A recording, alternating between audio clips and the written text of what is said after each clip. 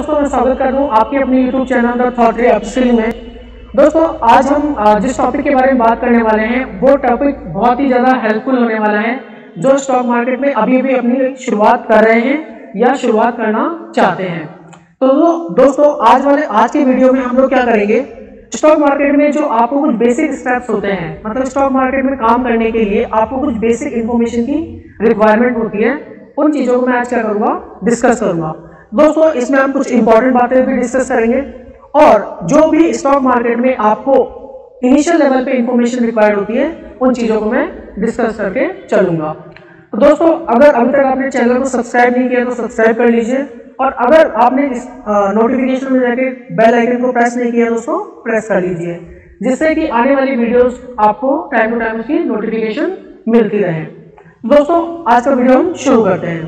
दोस्तों, as a beginner अगर मैं बात करूं, जब मैंने शुरुआत करी थी तो मेरे मन में स्टॉक मार्केट के रिगार्डिंग बहुत सारे ढेरों प्रश्न एक साथ आते थे, है ना। बट एक मुझे शुरुआत नहीं मिलती थी कि मैं वहां बिगिनिंग कैसे करूं, मतलब शुरुआत एक इनिशियल स्टेप मेरा क्या होना चाहिए। तो दोस्तों, इसका मैं आपको आज जितने भी पॉसिबल क्वेश्चंस हैं उनका आंसर देने का ट्राई करूंगा। तो दोस्तों, लास्ट तक आपको इस वीडियो में बने रहना है। दोस्तों, स्टॉक मार्केट में जो शुरुआत है वो आप कैसे कर सकते हो, उसके दो जरिए हैं। मतलब आप स्टॉक मार्केट में या तो अपना एक्टिव पार्टिसिपेशन कर सकते हो या फिर पैसिव पार्टिसिपेशन कर सकते हो। अब इन दोनों में फर्क क्या होता है? एक्टिव पार्टिसिपेशन का मतलब क्या है? जहां पे आप स्टॉक मार्केट में डायरेक्टली इन्वॉल्व होते हो, मतलब आप स्टॉक में अपनी एक रिसर्च करते हो, उस रिसर्च के बेस पे आप स्टॉक में एक डिसीजन लेते हो वेदर बाय करने का या सेल करने का, और उसके बेसिस पे आपको जो भी प्रॉफिट और लॉस की क्या होती है, कैलकुलेशंस होती है। उसके बाद में एक तरीका होता है पैसिव। पैसिव मतलब क्या?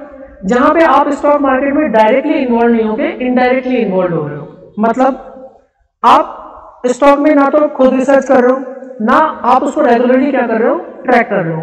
आपके बिहाफ पे कोई अनदर पर्सन उस चीज को क्या कर रहा है, मैनेज कर रहा है। तो पैसिव इन्वेस्टमेंट करने के कुछ जरिए होते हैं, जैसे कि म्यूचुअल फंड्स, ETF एक्सेट्रा। हो सकता है अभी एज अ बिगिनर आपको म्यूचुअल फंड की इतनी समझ नहीं हो, बट आने वाले वीडियोस में मैं कोशिश करूंगा कि म्यूचुअल फंड के बारे में भी कल से आपके लिए टॉपिक को डिस्कस कर लूं। तो दोस्तों, पैसिव इन्वेस्टमेंट क्या होता है? यहाँ पे आपको अपने मनी को रेगुलरली क्या करना होता है, सिर्फ ट्रैक करना होता है, बट आप इसको डायरेक्टली मैनेज नहीं कर रहे होते हो, आपके बिहाफ पे कोई और मैनेज कर रहा होता है। और एक्टिव तरीका क्या होता है? जहाँ पे बाजार में आपका पार्टिसिपेशन होता है, मतलब आप स्टॉक को रेगुलरली वॉच कर रहे होते हो, उसके बारे में रिसर्च कर रहे होते हो, या फिर टेक्निकल एनालिसिस के बेसिस पे आप बाय एंड सेल का कोई डिसीजन ले रहे होते हो। तो इसमें आपका जो पार्टिसिपेशन है वो कैसा पार्टिसिपेशन है? एक्टिव पार्टिसिपेशन है।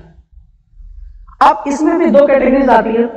कुछ लोग प्राइमरी मार्केट में इन्वेस्ट करते हैं, कुछ लोग सेकेंडरी मार्केट में इन्वेस्ट करते हैं। अब प्राइमरी मार्केट क्या होता है और सेकेंडरी मार्केट क्या होता है? प्राइमरी मार्केट का मतलब क्या होता है? जब कंपनी फर्स्ट टाइम लिस्ट करती है अपने आप को ऑन ए स्टॉक एक्सचेंज, तब कंपनी अपना क्या लाती है, IPO लाती है।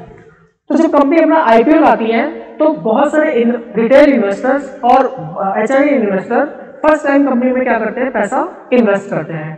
तो उस मार्केट को हम कौन सा मार्केट बोलते हैं? प्राइमरी मार्केट बोलते हैं। इस टाइम पे जब कंपनी IPO लाती है तो कंपनी अपने बिजनेस को एक्सपांड करने के लिए मोर फंड को क्या करती है, रेज करती है, मतलब ज्यादा से ज्यादा पैसों को क्या करती है, रेज करती है इन्वेस्टर से, जिससे कि वो अपना बिजनेस और ज्यादा ग्रो कर सके।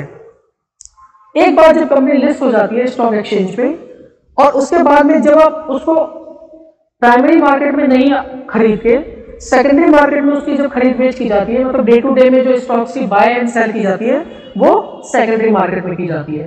तो यहाँ पे दोस्तों ये कैसा पार्टिसिपेशन होता है स्टॉक मार्केट में? Active participation. मतलब यहाँ पे आपको खुद रेगुलरली क्या होना पड़ता है, इन्वॉल्व होना पड़ता है।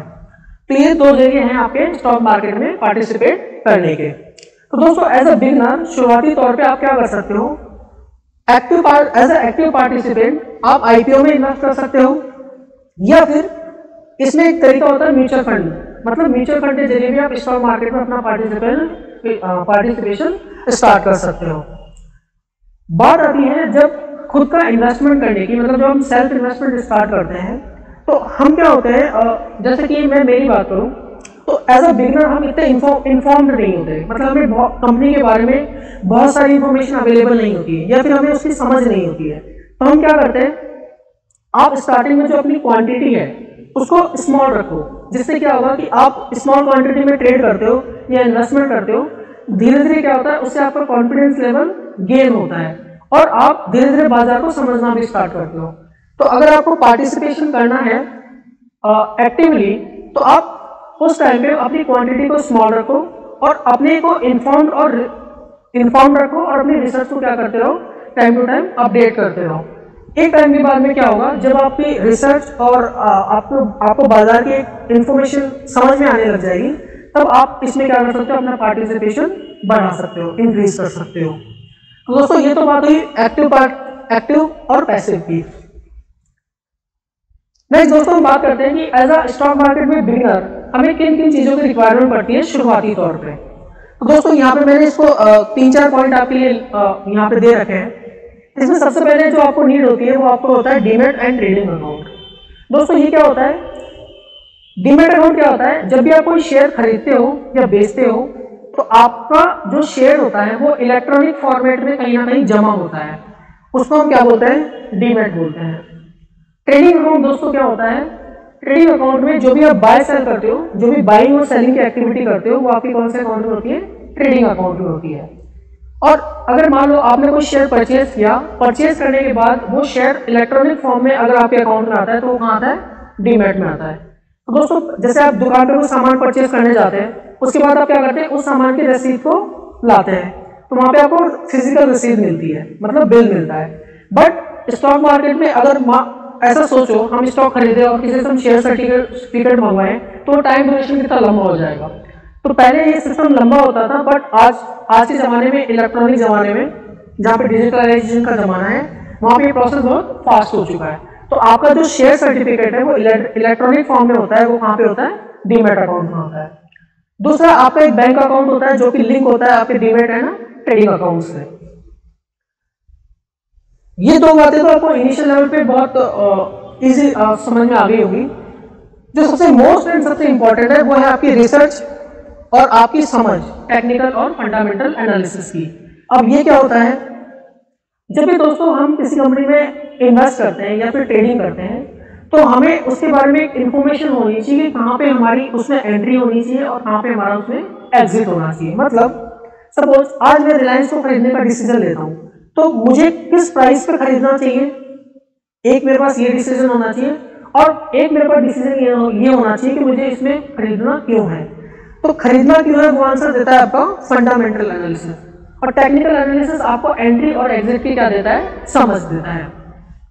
तो दोस्तों डीमैट और ट्रेडिंग अकाउंट होने के बाद में हमें बाजार की एक थोड़ी बहुत बिगिनर लेवल पे क्या होनी चाहिए, समझ भी होनी चाहिए। इसके लिए आप क्या कर सकते हो, अपने किसी पुराने साथी की हेल्प ले सकते हो जो ऑलरेडी स्टॉक मार्केट में काम कर रहे हैं, या फिर किसी की लर्निंग की मदद से भी ये चीजें सीख सकते हो। तो दोस्तों उसके बाद में सपोज अब मैं यहाँ पे एक एग्जांपल लेता हूँ कि सपोज मैंने HDFC बैंक में इन्वेस्टमेंट करने का डिसीजन लिया, तो मुझे क्या करना पड़ेगा, उस शेयर को खरीदना तो पड़ेगा। जब मैं शेयर को खरीदने का डिसीजन लूंगा तो उस टाइम पे मुझे कुछ ऐसी विंडो दिखाई देगी।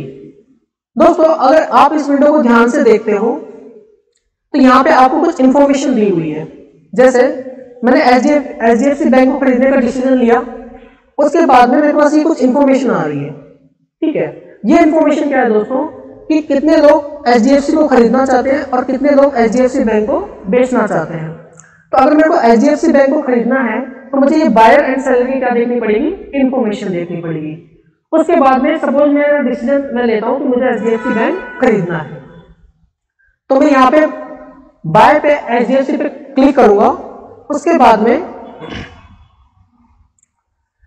यहाँ पे जैसे मैंने बाय को क्लिक किया, यहाँ पे मेरे पास एक और विंडो खुल के आ जाएगी। इस विंडो में दोस्तों क्या इंफॉर्मेशन आ रही है कि मुझे HDFC बैंक की कितनी क्वांटिटी खरीदनी है, किस रेट पे खरीदनी है, ठीक है।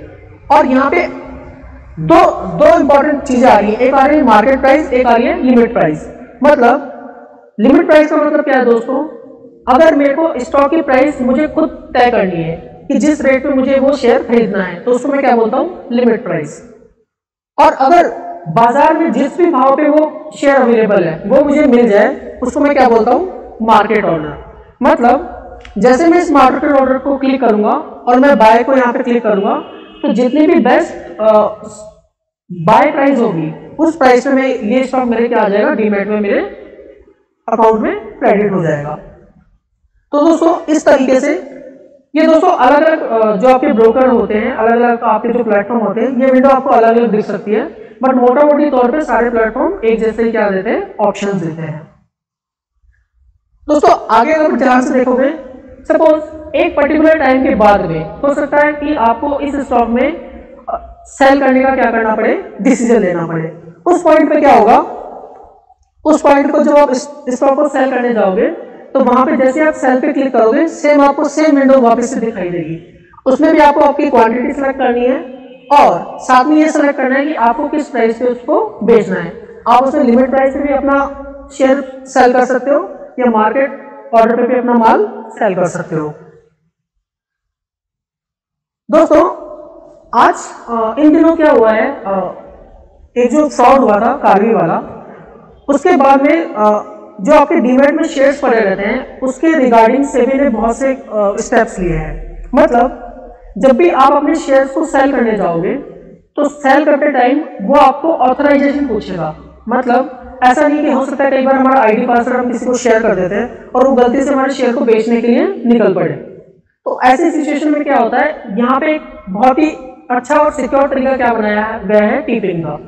तो टीपिंग का तरीका क्या है दोस्तों, जब भी आप शेयर्स को बेचने जाओगे तो उससे पहले वो आपसे क्या मांगेगा, ऑथराइजेशन मांगेगा। तो अगर आपने टीपिन जनरेट नहीं किया है तो टीपिन आप कैसे जनरेट कर सकते हो।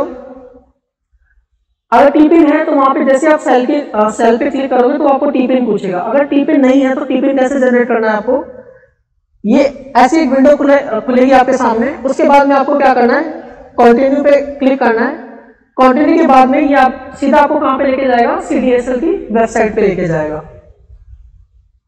उसके बाद में वहां पे आपको कुछ बेसिक इन्फॉर्मेशन पूछेगा, जैसे आपका पैन, डेट ऑफ बर्थ, कुछ बेसिक इन्फॉर्मेशन। वो डालने के बाद में आपका क्या हो जाएगा, टीपिन जनरेट हो जाएगा। और जैसे आपने टीपिन को एंटर किया, टीपिन को एंटर करने के बाद में आप अपना जो शेयर है वो आसानी से क्या कर सकते हो, बेच सकते हो। तो दोस्तों ये एक जर्नी होती है स्टॉक मार्केट में शुरुआत करने की, और कैसे कैसे अपने आप को आप स्टॉक मार्केट में मोर कॉन्फिडेंटली आगे बढ़ सकते हो। तो उस दौरान आपको कुछ बेसिक इन्फॉर्मेशन की रिक्वायरमेंट होती है। तो दोस्तों इस वीडियो में मैंने कोशिश की है कि एज अ बिगिनर आपको जो जो चीज़ें रिक्वायर्ड हो उनकी थोड़ी बहुत समझ मिले। तो दोस्तों अगर आपको ये वीडियो पसंद आया तो इसको लाइक करना है और अपने दोस्तों के साथ में शेयर करना है। तब तक के लिए हम इतना ही रखते हैं और मिलते हैं नेक्स्ट वीडियो में। Thank you so much.